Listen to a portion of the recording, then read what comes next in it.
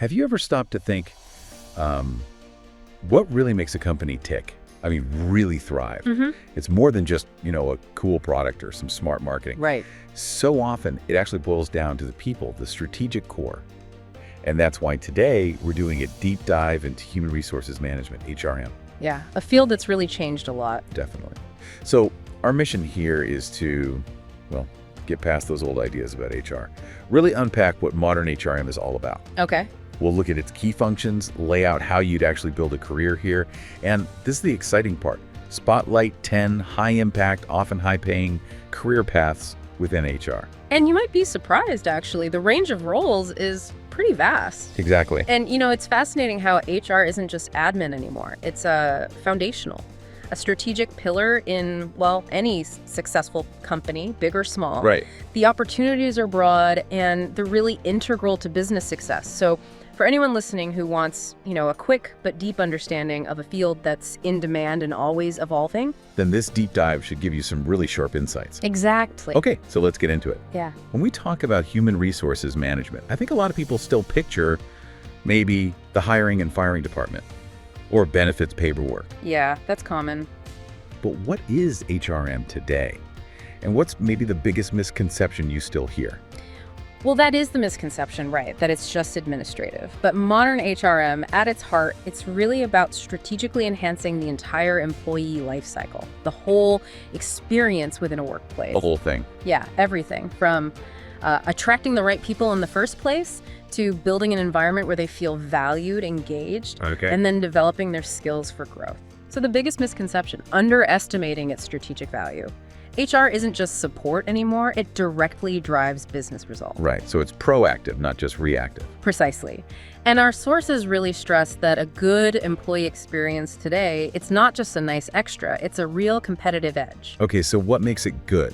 Well, it boils down to a few key things. First, a genuinely positive company culture, where people actually work well together, collaborate. Makes sense. Second, and this is huge, real opportunities for skill development and career advancement. Statista found, get this, 41% of employees quit specifically because they felt stuck. No opportunities. Oh, 41%. That's alarming, right? Yeah. And third, good work-life balance. It's not a perk anymore, it's baseline. Actually, 53% of people stay put because their company offers great work-life balance. Over half. Interesting. It shows companies really have to rethink what keeps people. They do. So someone studying HRM, they're not just learning paperwork, they're learning how to design these thriving environments. Pretty much, yeah. So beyond just communication or conflict resolution, what other strategic skills are they developing? It sounds like they become business leaders themselves. Absolutely. You're looking at skills like change management, organizational development, strategic workforce planning. It's much broader. A typical HR role, yes, it involves hiring and onboarding, but it's about integrating them. It's about implementing engagement programs tied to productivity. And yes, resolving complex issues, ideally before they blow up. It takes this unique mix of empathy, data skills, strategic thinking, which is why those really strategic HR managers are so in demand globally. Okay, so HRM is clearly broad. Right. But to really grasp its impact, let's peel back the layers. You mentioned core functions. What are those, say, 7 main pillars HR professionals handle? And maybe what's a modern challenge for each? Good way to put it, the pillars. Okay, so first, recruitment and staffing. But it's not just filling jobs anymore, it's strategic talent acquisition. Thinking ahead, using tech like AI maybe, building the employer brand. Right, more proactive. Exactly. Second, training and development, moving past basic stuff to continuous personalized learning. Upskilling for a changing world. Always important. Third, employee relations. Think of this as designing workplace harmony proactively, creating psychological safety, not just reacting to fights. Fourth, compensation and benefits. Way more than paychecks. It's fair pay, competitive packages, thinking about overall well-being, like mental health support. Yeah, it's becoming huge. Definitely. Fifth, policies and law compliance. Basically navigating this maze of labor laws, federal, state, sometimes international, making sure everything's ethical and legal. A complex one. Sixth, performance management.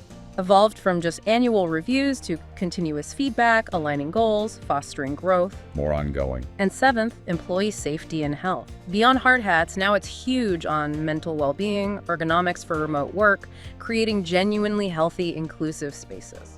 That's a really comprehensive list. It paints a dynamic picture. It is dynamic. So for someone listening, maybe thinking, okay, this sounds interesting. What are the actual steps? How do you build a career in HRM? Right, the practical side. There are basically 4 key steps. First step, you really need to get an education.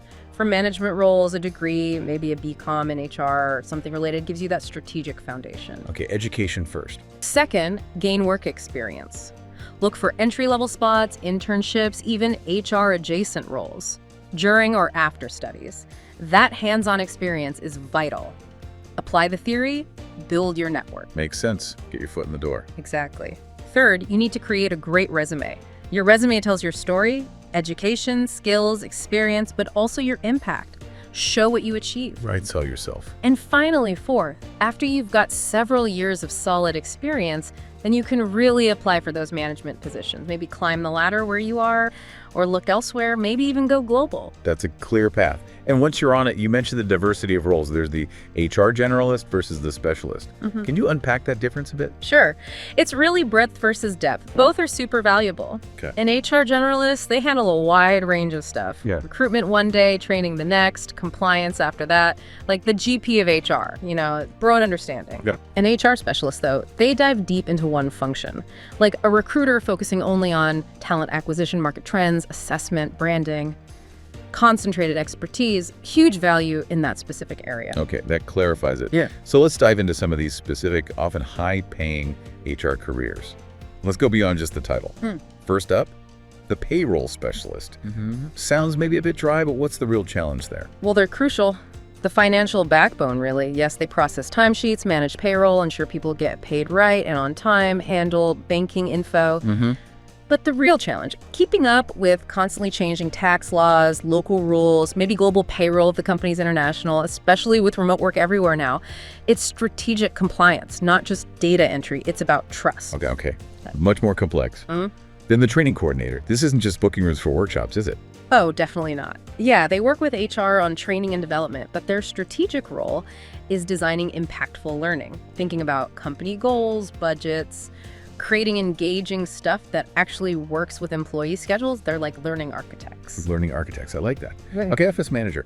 Maybe seems less HR initially, but you're saying they impact the employee experience. Hugely. They're not just doing admin. They often shape the physical, sometimes virtual work environment, organizing things, suggesting tools for productivity, planning events. They're culture cultivators, making the space work better for people. That directly hits well-being and productivity. Right, the environment matters. Okay, the recruiter.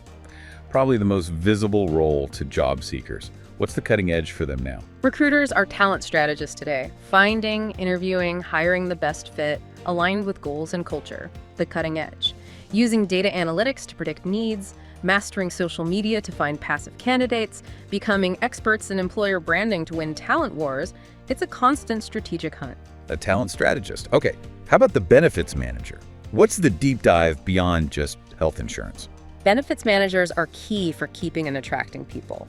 They research market trends, benchmark against competitors, sure.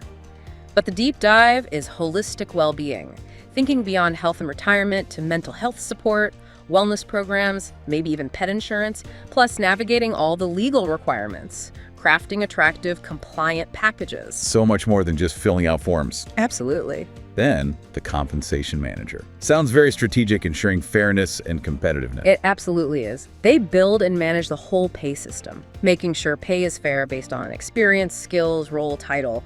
The strategic part is keeping up with changes. Pay transparency laws, cost of living, market rates. They literally define how a company values its people financially. Wow, okay. What about the labor relations specialist? Sounds like high-stakes stuff. It often is.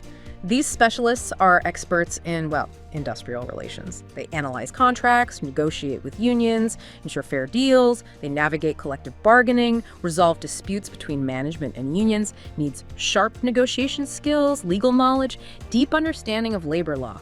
Very specialized. Definitely. Now, the employee relations manager, how's that different from labor relations? What's their main strategic contribution? Employee relations is broader, usually non-union environments, focusing on the relationship between all employees and management.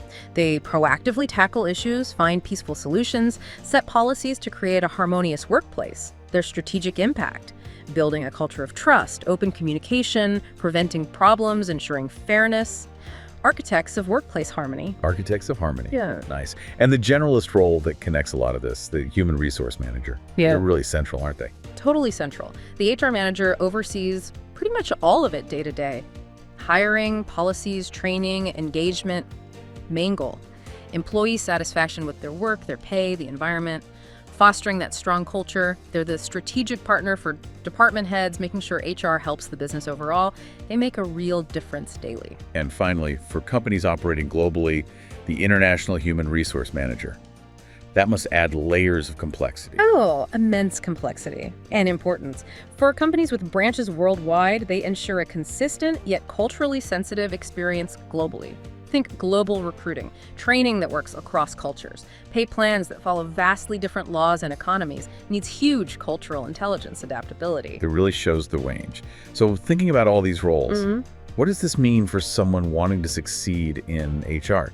Beyond the technical stuff, what are those crucial soft skills, the interpersonal things that make someone indispensable? Yeah, that's key. Because technical skill isn't enough. You absolutely need exceptional communication listening as much as talking and real empathy. Plus, strong problem solving, conflict resolution skills, unwavering discretion, the solid ethical compass. And critically, adaptability and high emotional intelligence are just non-negotiable now. Right. And yeah, if you're looking globally, deep cultural awareness and sensitivity are vital.